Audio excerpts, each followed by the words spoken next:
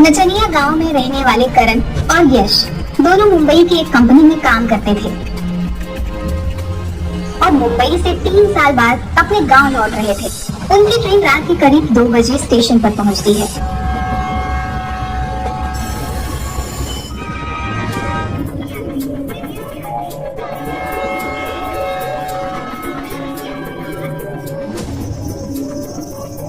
भाई करण, बहुत ठंड लग रही है यार। गाड़ी में उतनी ठंड नहीं थी। अपने गांव के लिए कोई गाड़ी तो सुबह 5 बजे के बाद ही मिलेगी। तब तक चलो बाहर कुछ सिगरेट चाय वगैरह पिया जाए। हाँ भाई, ठंड तो मुझे भी लग रही है। चलो प्लेटफॉर्म के बाहर ही कुछ पीने को मिलेगा। दोनों जैसे ही प्लेटफॉर्म से निकलते हैं कि बिजली चली जाती है। अरे यश, बहुत दिनों बाद आए हो अपने गाँव। यश पलट कर देखता है, उसी के गांव के तांगे वाला जगदीश चाचा उर्फ डिंगरू चाचा पूरे शरीर पर कंबल को लपेटे बीड़ी पी रहे थे। अरे डिंगरू चाचा, कंबल लपेटे हो इसलिए पहचान नहीं पाए, लेकिन आपकी बुलंद आवाज से पहचान गए। आप इस समय यहाँ क्या कर रहे हो? सवारी लेने आए हो क्या? अरे बेटा, मेरा तो काम ही है। वो अपने गांव की मालिन जूली की बहू पेट से थी, तो सेवा करने के लिए शहर में ही बेटा बुलाया है। 1 बजे की गाड़ी थी, आधा घंटा लेट गाड़ी आई। बहुत सही टाइम पर मिले हो चाचा। मुंबई में इतनी ठंड नहीं है, लेकिन यहाँ गाड़ी से उतरने के बाद बहुत ठंड लग रही है और घर पहुँचना भी जरूरी है। कोई बात नहीं बेटा, बाहर तांगा खड़ी है। चलो, हमें भी कस्टमर की जरूरत थी, 1 से भले 2।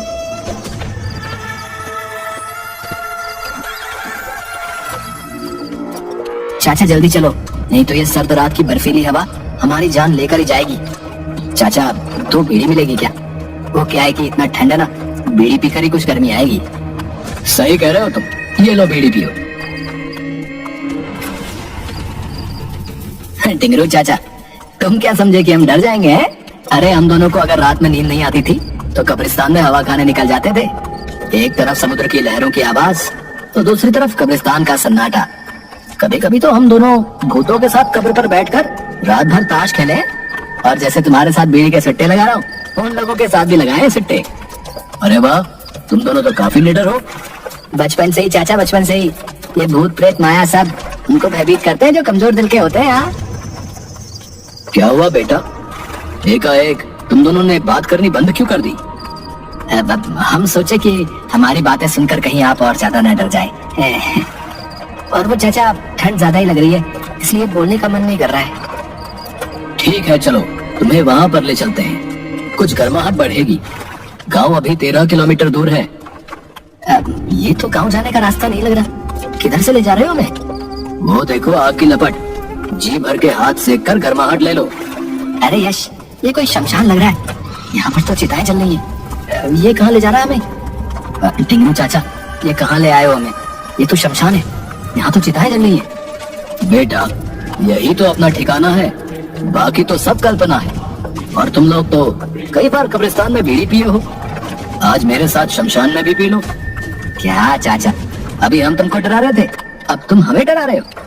वैसे बता दूं कि हमें भूतों से डर नहीं लगता। हाँ भाई यश, हमें तो डर लग रहा है यार। देखो, चाचा का चेहरा पूरा जला हुआ है, सिर्फ हड्डी दिख रही है। दूसरा देखो, हवा हमारी तरफ चल रही है, लेकिन हवा के उल्टी दिशा में चाचा का कंबल उड़ रहा है यार। अरे हाँ, मुझे भी अभी याद आया, करीब 2.5 साल पहले मेरी बीवी का फोन आया था कि टिंगरू चाचा दिवाली के दिन फुलझड़ी चलाते समय चलकर जिंदा मर गए थे। भाई, तो फिर ये टिंगरू चाचा कौन है? क्या बक रहे हो? तो प्लेटफॉर्म पर ही तुम्हें ये बताना था ना यार, इसके साथ हम लोग आते नहीं। कहाँ फंसा दिया यार। अरे भाई, वो देखो, चाचा के पाँव भी उल्टे हैं। भाई हम लोग फंस चुके हैं यार, अब हमें यहाँ से भागना होगा। अरे यार, उस समय अगर याद रहता मुझे कुछ कि टिंगरू चाचा मर चुके हैं, तो मुझे शौक थोड़ी था कि भूत को रोककर अपनी मौत को बुलाऊं। हाँ यार, देखो ना, अभी मुझे याद आ रहा है कि मालिन जूली को मरे भी 1.5 साल हो गए, तो फिर ये किसे छोड़ने स्टेशन गया था? अरे तुम लोग क्या गाना फूसी कर रहे हो? लो, आ गया अपना हीट एरिया, सेक लो अपना हाथ। अरे अभी अभी तो तुम्हें ठंड लग रही थी और अब दोनों के पसीने निकल रहे हैं। यश चलो, हमें घर जाना है। चलो हम लोग पैदल ही यहाँ से चले जाएंगे। अरे ऐसे कैसे चले जाओगे? और यहाँ से 13 किलोमीटर दूर पैदल जाना मुश्किल है भैया। अभी तो 3 ही बज रहे हैं, 5 बजे मैं तुम्हें गांव छोड़ दूंगा। नहीं नहीं चाचा, हम अपने से ही चले जाएंगे, आपको जाने की कोई जरूरत नहीं है, आप यहीं रहिए। ये लोग अभी बात ही कर रहे थे कि उधर से जूली आई, जिसके बारे में अभी अभी डिंगो चाचा बोल रहे थे कि जूली को छोड़ने ही स्टेशन गए थे। अरे बबुआ, तुम दोनों कहाँ से आ रहे हो? पहले ये बताओ कि तुम इस सुनसान शमशान में क्या कर रही हो, और वो भी इतनी रात को? अरे बेटा, मैं ठहरी मालन सुबह 4 बजे ही फूल तोड़ने के लिए उठ जाती हूँ। आज मैंने घड़ी देखी ही नहीं, नींद खुली तो हाथ मुंह धोकर निकल गई। वो सब तो ठीक है, लेकिन फूल तोड़ने 13 किलोमीटर दूर कैसे आ गई? वो डिंगरू भैया किसी को स्टेशन छोड़ने आ रहे थे और मुझे ठंड बहुत लग रही थी, तो मैं कही कि यहीं उतार दो। आओ, यहीं एक झोपड़ी है, उसमें थोड़ी देर आराम कर लो। तभी बगल में जल रही चिता से एक साया उड़ता है और उठकर वहाँ आकर बोलता है, उस झोपड़ी में मेरे मेहमान है, तुम इन्हें डिंगरू भैया वाला झोपड़ी में ले जाओ। यह सुनकर करण और यश दोनों काफी डर जाते हैं, लेकिन वे समझ चुके थे कि वे लोग फंस चुके हैं, इसलिए दोनों एकांत में ही प्लान बनाकर निकलने की फिराक में थे। तभी डिंगरू की डरावनी आवाज उनके कानों में पड़ती है। मैं भी तो इन दोनों को यही बोल रहा हूँ कि थोड़ी देर यहाँ आराम कर लो, गर्माहट ले लो, उसके बाद मैं तुम दोनों को गाँव पहुँचा दूंगा। हाँ बबुआ, चलो, इतने दिन बाद इतनी दूर से आए हो, थोड़ी देर झोपड़ी में आराम कर लो, फिर 2 घंटे बाद सुबह होते ही हम सभी गांव चलेंगे। यश और करण दोनों समझ चुके थे कि अब उनका बचना मुश्किल है। दोनों आंखों ही आंखों में इशारा करते हैं और जूली के साथ झोपड़ी में चले जाते हैं। तभी बुझी हुई चिता से अचानक एक आग का गोला निकलता है और कुटिल हंसी के साथ आसमान की ओर निकल जाता है। यह घटना दोनों के दिल को दहला देती है। डरते डरते जैसे तैसे वे दोनों जूली के साथ एक झोपड़ी में जाते हैं। झोपड़ी में चिता के जैसे 2 बेड लगे हुए थे। तुम दोनों यहीं आराम करो, मैं थोड़ा सा बगल में गेंदा का फूल है, उसे तोड़ कर आती हूँ।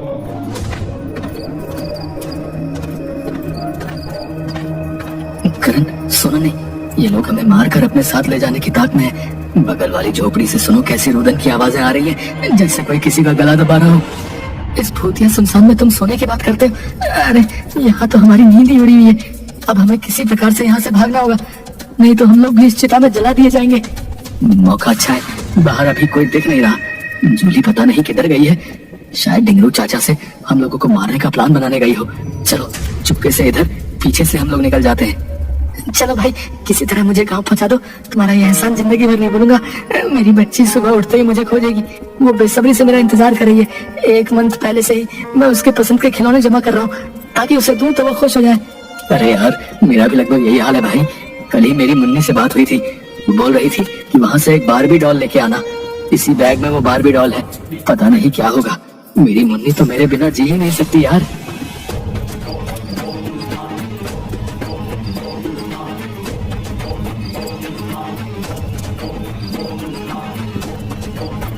भागते भागते वे सड़क पर पहुंचते हैं। कुछ दूर चलने के बाद यश, तुमने बस की आवाज सुनी क्या? हाँ, मुझे भी लगा शायद कोई बस की आवाज आ रही है पीछे से। अरे हाँ, वो देखो, धुंध में कुछ लाइट नजर आ रही है। अरे ये तो बस ही है। थैंक गॉड, ऊपर वाले ने हमारी सुन ली। लो, आ गई बस। ओ भैया रोको, रोको भैया, अरे हमें भी चलना है, बस रोको। चल चल चल कर, जल्दी चढ़।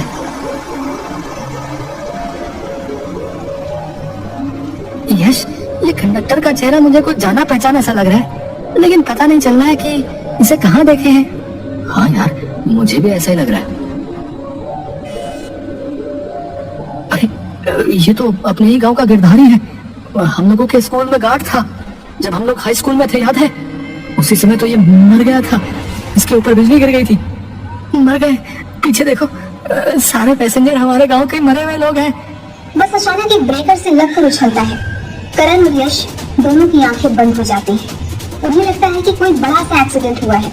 जब आंखें खोलते हैं तो देखते हैं कि बस की जगह टांगे पर सिर्फ वे दोनों बैठे हुए हैं। ड्राइवर की जगह डिंगरू टांगा चला रहा है। वह कुछ सोच पाते तब तक पीछे मुड़कर डिंगरू बोलता है, अरे तुम दोनों वहाँ से भाग क्यों आए? जूली बता रही थी कि दोनों को आराम करने के लिए बोले थे, पर न जाने कहाँ चले गए। मुझे टांगा लेकर खुद आना पड़ा। चलो, हमें तुम्हारी जरूरत है, अगर सुबह हो गई तो फिर दिक्कत हो जाएगी। चाचा, हम तुम्हारे बच्चे के समान हैं, छोड़ दो हमें, हमारे छोटे छोटे बच्चे घर पर इंतजार कर रहे हैं, जाने दो। अरे बहुत दिनों के बाद गांव का कोई आदमी मिला है, तुम दोनों हमारे मेहमान हो भाई। चलो, फूलमती भी तुम दोनों का इंतजार कर रही है। अब तुम्हारा घर ये गांव नहीं, शमशान में ही तुम दोनों का घर होगा। देखो यार, बस कुछ ही पल में सवेरा होने वाला है, सामने मंदिर है, तुम किसी तरह मंदिर के पास पहुंचो, मैं इसे देखता हूँ। ठीक है, मैं कूद कर भाग रहा हूँ, तुम अपना ख्याल रखना। अचानक करण टांगे से कूदकर भागने लगता है। यह देखकर डिंगरू उसे पकड़ने के लिए उसके पीछे उड़कर जाता है और उसे मंदिर पहुंचने से पहले ही पकड़ लेता है। लेकिन इधर यश भागते हुए किसी तरह मंदिर के पास पहुंच जाता है। पीछे पीछे करण को अपने बाह में दबाए डिंगरू वहां उड़कर पहुंच जाता है, लेकिन मंदिर के अंदर नहीं घुस पाता। वही से चिल्लाता है, यश जल्दी से बाहर निकलो, छुपने का कोई फायदा नहीं। डिंगरू चाचा, आप चले जाओ, आप मर चुके हैं, हमें मालूम है। आपकी दुनिया अलग है और हमारी अलग, मैं आपके साथ नहीं जा सकता। तुम दोनों का खून पीने के बाद ही हमें मुक्ति मिलेगी। अगर तुम नहीं आए तो तुम्हारे दोस्त करण को इसी समय मैं मार डालूंगा। यश किसी प्रकार डिंगरू को अपनी बातों में फंसाए रखता है। तभी धीरे धीरे सूर्य भी उदय होने लगता है। सूर्य की किरणें सीधे गुंबद पर पड़ती है। उस गुंबद पर रोशनी के पड़ते ही चारों तरफ रोशनी फैल जाती है। जैसे ही वो रोशनी डिंगरू पर पड़ती है, वह चिल्लाते हुए करण को छोड़ देता है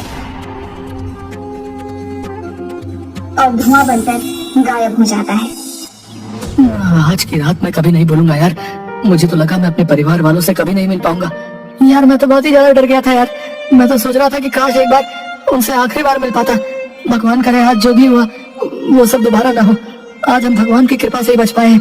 चल जाके उनका आशीर्वाद लेते हैं। यश और करण दोनों मंदिर में जाकर भगवान को प्रणाम करते हैं। हमारी मदद के लिए बहुत बहुत धन्यवाद प्रभु, बहुत बहुत धन्यवाद। हम पर अपनी कृपा बनाए रखिएगा। हाँ प्रभु, आज आपकी ही वजह से हम अपने घर वालों से मिल पाएंगे। इसी तरह हमेशा हमारे साथ रहिएगा।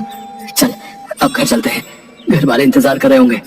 तो सही कह रहा है यार, अब हमें घर चलना चाहिए। चल।